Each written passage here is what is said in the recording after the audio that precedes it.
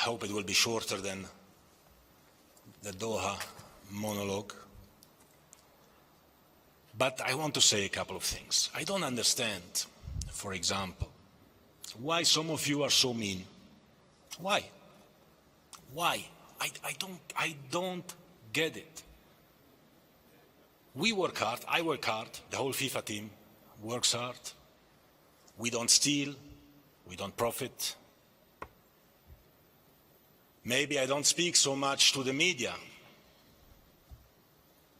but that's how I am. And anyway, it's much better you write about football and not football administrators. That's my philosophy, at least.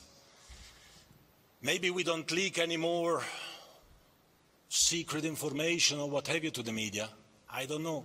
And that's why we need to be criticized. But we feel that's the right way to do. We intervene, we speak, I speak when there is something to say, when we do something, when we propose something. But for the rest, we have to let football to their protagonists. The FIFA president is not a protagonist of football, it's the players, it's the coaches, it's those who have fans all over the world. And we are part of those who have to protect the fans.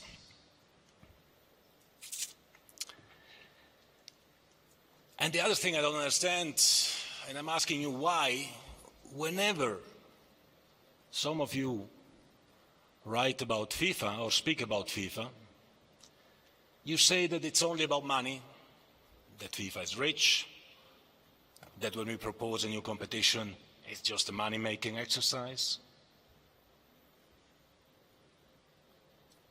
And I can tell you that FIFA is about football and not about money. We need the money. Obviously we need the money to make football grow and live all over the world. But I want to give you just an example for that, because it's a bit tiring. It is a bit tiring. The Premier League, the English Premier League, which is the most successful competition in the world, I think we all agree, and I congratulate them for that, generates in 1 year what FIFA generates in 4 years. Okay? In 1 year, the Premier League generates what we generate in 4 years. So the Premier League is 4 times richer than FIFA. But there is one or two substantial differences. The first one is that the 24, 25 billion that the Premier League generates in 4 years are distributed essentially to 20 English clubs and a little bit to some solidarity projects. But the big part of 24 billion in 4 years goes to 20 clubs in England. Again, congratulations, well done. I praise them. When FIFA does 1/4 of that, 7 billion, this money doesn't go to 20 English clubs or 20 German clubs or 20 Swiss clubs.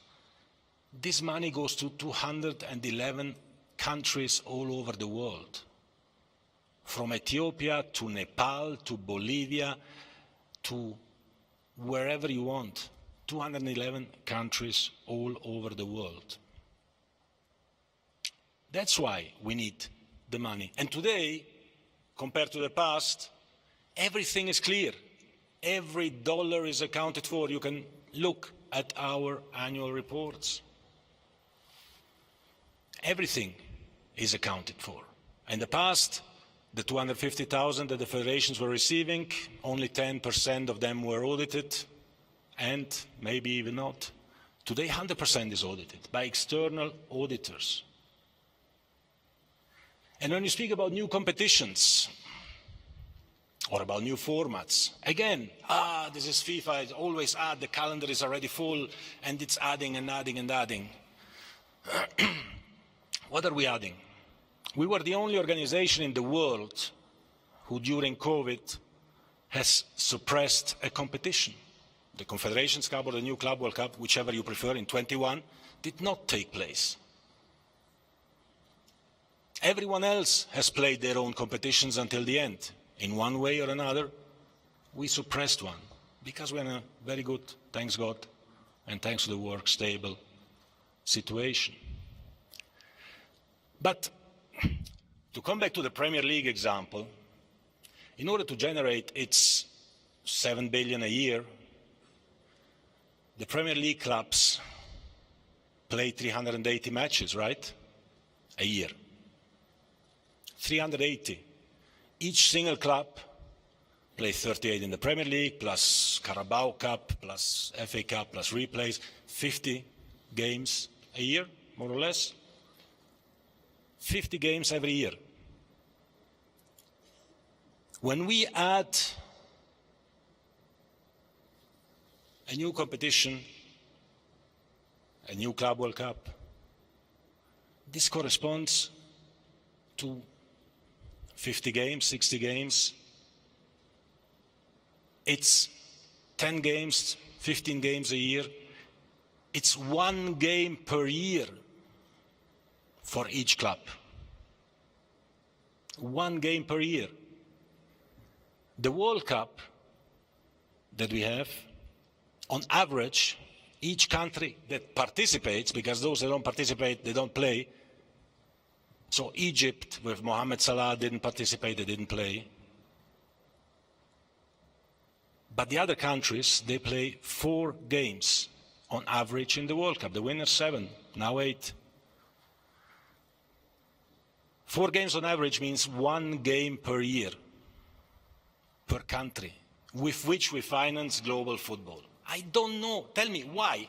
Why, when the Italian league decides that from now on a new Super Cup is played with 4 teams in Saudi Arabia, fantastic, I congratulate them. The Spanish do the same, great, more revenues for Italian football, for Spanish football, perfect. Why nobody reacts? These are more games for the same teams who play already many games, whereas we want to bring games to teams who do not play sufficient games. And that's why I don't understand why there is always this rich FIFA attack coming all the time. Somebody was telling me that FIFA are or is the Robin Hood of football. Well, maybe a little bit, but with the difference that we are not stealing from the rich to give to the poor. We are commercializing, and we give to the rich as well, but we give to the poor also to make them grow a little bit. And in addition to that come the personal attacks, because you attack FIFA, you attack the FIFA president in order to attack FIFA. Again, why? I'll give you one example. In the press conference in Doha, before the start of the World Cup, I said at some stage that I knew how it felt to be discriminated because I'm son of immigrants and because I saw with my eyes what happened in the borders with passports, medical checks, accommodation and so on. But some of you, instead of reporting this, they prefer to say that I know what is discrimination because I've red hairs and freckles, which is something I said en passant. And go and listen again to this interview to see what I said. Now, you don't need to like me. You don't need to love me. You can criticize me, of course, and there are opinion articles for that, but please, please, please remain a bit factual.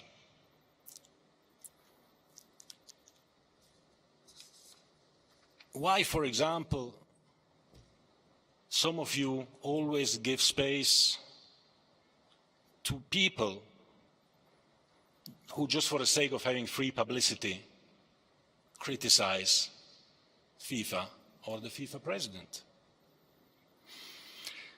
Some of these people were convicted in the past by many things. I think we have been working hard to show that FIFA is on track. And again, I don't understand this animosity, because this goes then as well with this critics which comes up every now and then of some sort of corruption. And when we speak about corruption, that's always a very serious allegation, right? And when the Department of Justice of the United States of America decides to give back to the new FIFA over $200 million US, I guess they probably check what they do before they do it. Because normally Swiss organizations or others in Europe, they tend to pay, and not millions, but billions of dollars to the Department of Justice. So why is this not highlighted? That's my feeling. Maybe I'm wrong, but I have this feeling, and that's why I need to say it. I spent my life working hard to get where I am, with all my team. We're sitting here, which I'm proud of. Today, I was re-elected after having received more than 200 letters of endorsement. I was re-elected with a standing ovation. So an overwhelming majority has the feeling that I'm doing a pretty good job, including in Europe. But yet when I read articles, well, I don't read them, but I'm told. You shouldn't tell me what they write, you see. When I read articles, the best I can read is, well, he has some support by some poor countries in some poor continents, with the names of some countries. So besides being racist, these kind of remarks, they are factually wrong. And I think a journalist has a duty to be impartial and correct, because the readers believe what they read. And again, most of you, I'm sure, are doing that. So 200 more countries believe that we have done a good job in the last 4 years and before, and the same 200 plus countries believe that we will do a good job as well in the next 4 years, based on the plans that were presented and that were approved unanimously at the FIFA Council after discussing it with all the stakeholders. And again, today or this year, we will have the Women's World Cup. We were discussing this recently, internally, and this Women's World Cup should be a celebration of women's football. Has to be. And yet it's more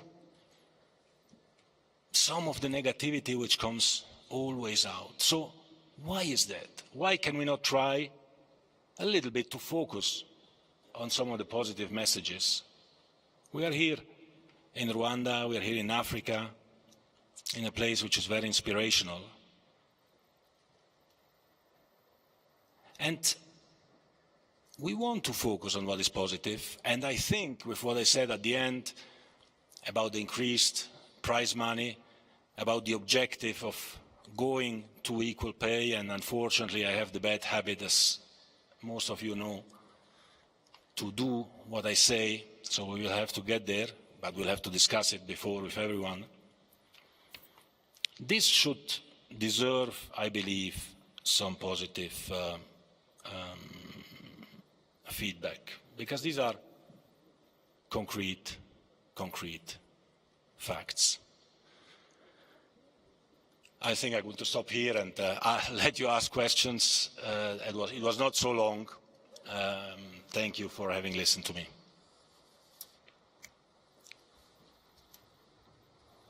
Thank you very much, Gianni. Thank you very much for just moving a few chairs. Okay, if we could have some hands raised, please, to take some of your questions. Again, the translation's provided on channels 1 to 4. One of our colleagues will bring the microphones across. If we go, please, to front row near the right, please.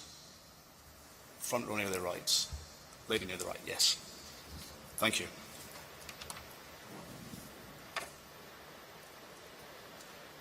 Congratulations, Mr. President. My name is Annette Mugabo. I'm a sports journalist at Radio TV 10 here in Rwanda. My question, you say that you love African football. What are your hopes for African football in next 5 years to 10 years? Thank you so very much. Thank you for the question. Yes, I love African football. I love football generally, but I really feel that in Africa there is an incredible talent. And Arsene Wenger's talent development scheme that he presented today will focus on those countries who don't have the possibilities, like the bigger countries, maybe in Europe or North or South America, to give more talents more chances. So by giving more talents more chances and by increasing the participation of African teams, we almost double, or we basically double the participation of African teams for men's and women's World Cups in 26 and 23 for the women. We believe, and I believe, that we will soon have some very good results at the top level. The youth competitions being played every year will also help in this direction, because what happens today, for example, in Africa, is that the teams, whereas in Europe, the European Championship is played every year at youth level, under 17. In Africa, because the World Cup is only every 2 years, the associations, they tend to train the players only shortly before they have the qualification for the World Cup. And if they are out, they don't train anymore until 2 years later, and you lose a whole generation. So this, with the forward program investment in Africa of around $500 million in the next 4 years, will definitely have an impact for African football. And we had already Morocco in the semi-final of the last World Cup. So let's see when Africa will be world champion. Thank you for your question. We'll go to this side now, and front row again. Front left, please.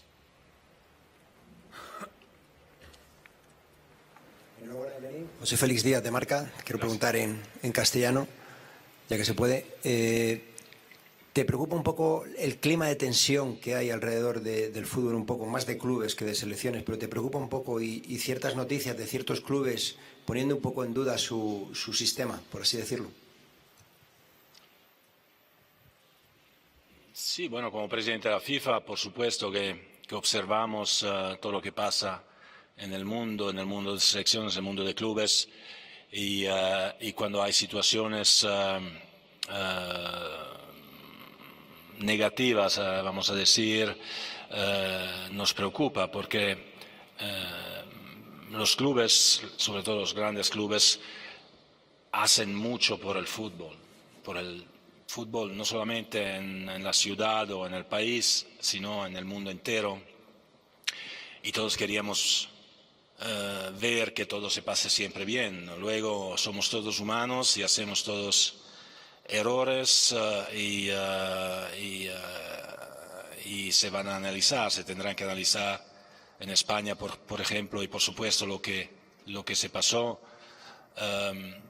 para ver cómo se puede solucionar. Hemos tenido crisis en varios países, en Italia también en este momento, con grandes clubes involucrados. Esto no es bien por el fútbol, y creo que tenemos que operar todos dando ¿cómo puedo decir? un impulso positivo, si es posible, porque nos sirve hacer crecer la animosidad. Creo es más importante comprender, uno, y dos, encontrar soluciones. Yes. Over here, third row, please.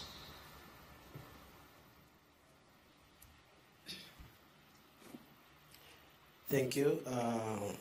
My question is, what should be African football and Rwanda in particular expect as you begin your new term as FIFA president? And what do you think about having more representatives in the World Cup for Africa? Thank you so much. Yes, thank you. We have already taken this decision, and we moved from 5 to 9.5 representatives from Africa in the World Cup as of 2026. For the women's game as well, we increased the participation. And for youth competitions, which is also very important, we are going to double the number of teams, including number of African teams, obviously, for the boys, and we are going to increase the number of women's teams as well. So more inclusivity, more participation. I think that's what the world needs. Thank you. Second row, Tarek, on the right. Hi, Jenny. Just on the Women's World Cup, actually.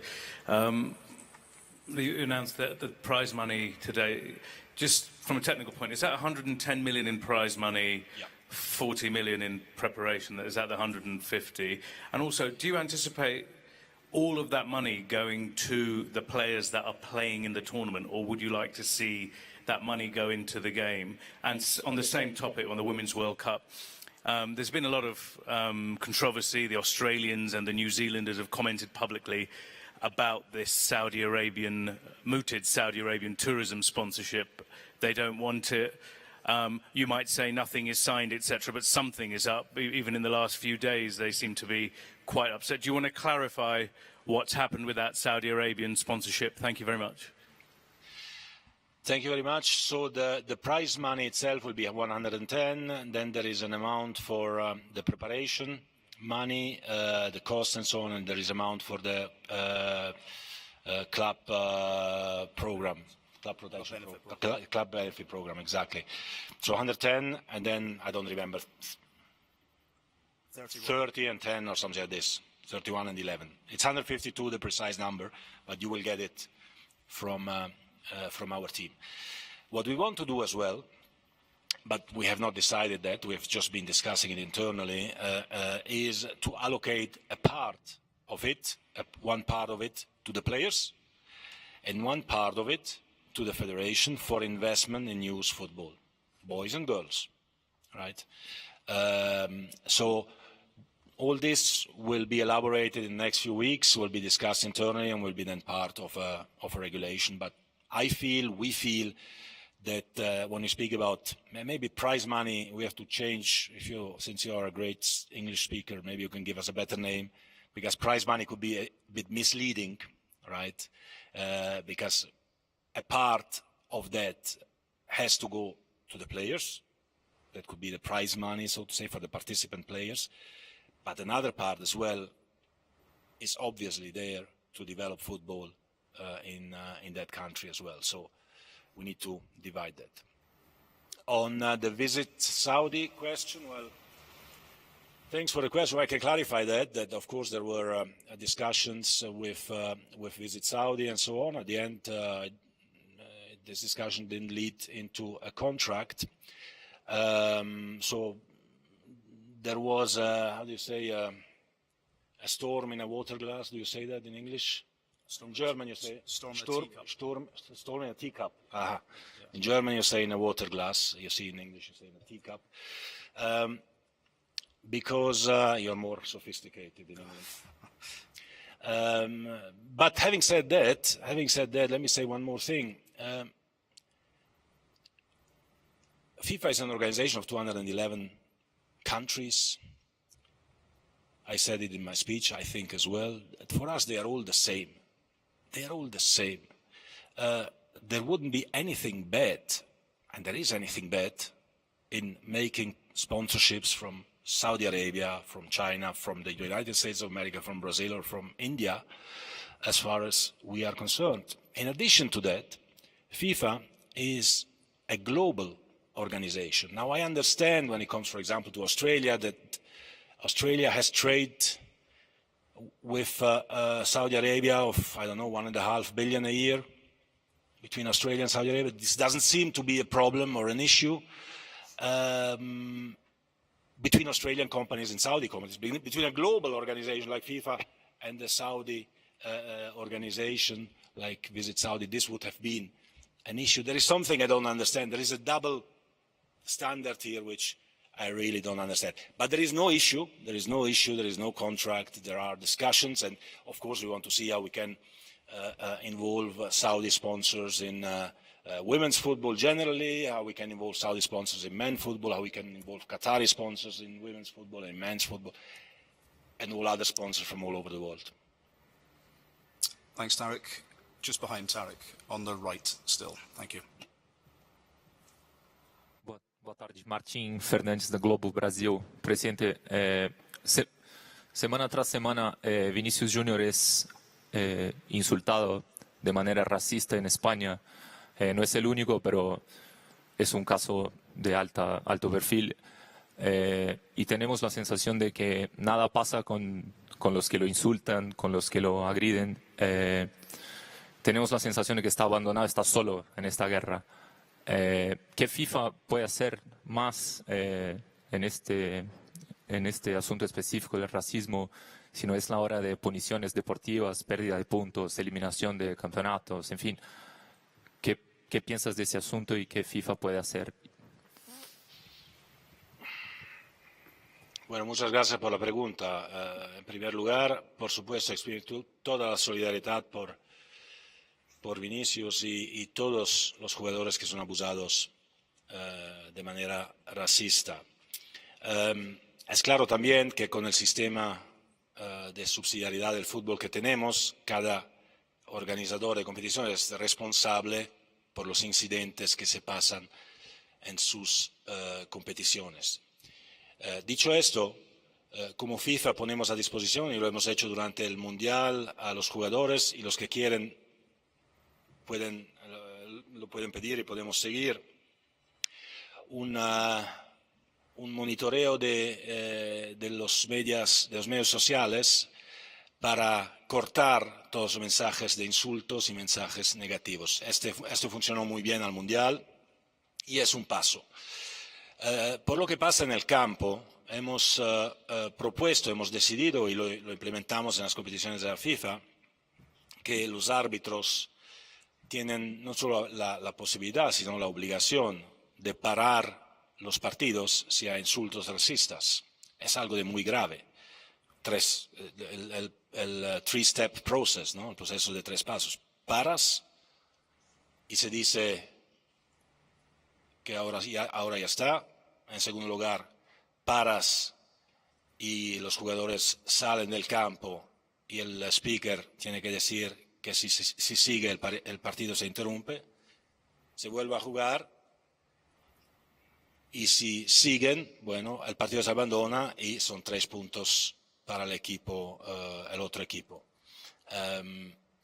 Esas son las reglas que tendrían que ser implementadas en cada país. A veces es más fácil la teoría que la práctica, lo entendemos, y por eso creo que lo que tenemos que hacer todos más es educación. Educación y educación. Gracias. Thank you. Go back to the front row. Just here. Thank you. Hello, Johnny. My name is Eric from Nairobi, Kenya. A couple of days ago, or the day before yesterday, you announced that the World Cup will be expanded, obviously, to 48 teams.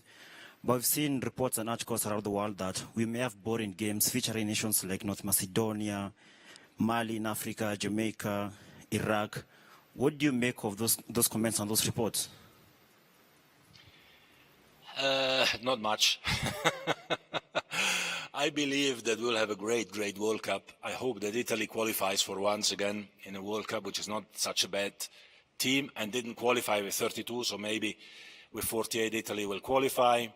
Otherwise, we move to 64 or 128 until Italy goes in. But the quality of the players today is really, really growing at many levels. Many top players, Mohamed Salah with Egypt, didn't make it to the World Cup. The Italian national team didn't make it. Sweden with Ibrahimovic didn't make it. Turkey has always a good team. They didn't make it. So there are good teams. Chile, South American good team. Colombia, top players everywhere in the biggest leagues, didn't make it. So we have, I think, Algeria with Mahrez didn't make it. So there are some very good teams, I think, all over the world which have the quality to play in a World Cup and to perform very well. We've seen it at this particular World Cup as well, where Japan has been beating Germany and so on and so forth. So we see some surprise results, which are not so surprising because the quality of the players is very high. So I'm sure that more teams means more celebration and more quality as well. Okay, second row, Matt, blue shirt.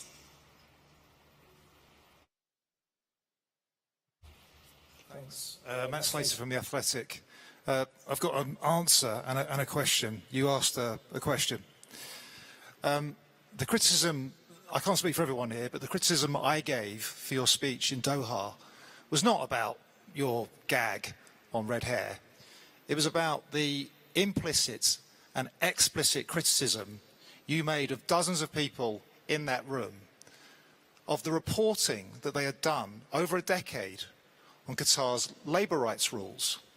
You said we were racist. Now, ironically, that's the word that the UN Special Rapporteur used or uses about the labour rights situation in Qatar. So that is what upset me and a great many people that I spoke to that day. They were deeply offended that you called us racists. So that's my answer. Now, I'd just like to ask a question then. I'd love to hear your response. Would you clarify, just so I don't misunderstand you again, what you meant by your comparison to your electoral campaign in 2016 and Rwanda's recovery from genocide? You appeared to make a direct comparison between your try again spirit and Rwanda's recovery from that appalling incident. Well, on the first thing, I think I called racists those who were qualifying fans who had a different skin color and were cheering for European teams as not real fans. That's when I used the word racist. And I stick to that. Because a fan of England, a fan of Germany, a fan of any team can be from anywhere in the world.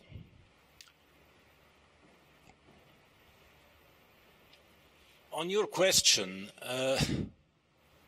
I find it really incredible that you can interpret what I say as making an association with one of the most terrible tragedies that happened in humanity in this country with anything that happened in my life.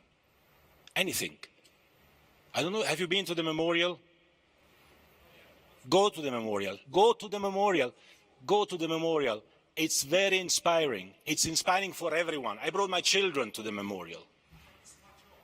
I understand it's your job. I understand it's your job, and I respect your job so much. Believe me, I respect it so much. But I would never make a comparison with a tragedy, between a tragedy and between my life. What I want to say is that this country is so inspiring. Sorry, I speak. It is so inspiring for so many people on what has been done that when we come with our little problems, sometimes, we should just, be a bit more humble about things. That's all that I said. That's all that I said. Yeah, you can shake head. Doesn't change. Okay, thanks, Matt. Question over on the right, lady in the black and white. Just beyond the camera. Yeah, just beyond the camera. Yes. Congratulations, Mr. President. I'm called Gracelyn Zimbabazi from Uganda, and I work for NBA Sport. You talked about the focus for the 4 years is women football, and you talked about equality and equal pay, but there is actually representation of women, especially when it comes to the technical aspect, administration, and as well as let's say on your committee, how willing are you to see that changes? Yes, thank you very much for the question. I think this is another area where this country can give lessons to the world and to FIFA as well, where you have more women in the parliament, more women ministers, if I understand well as well.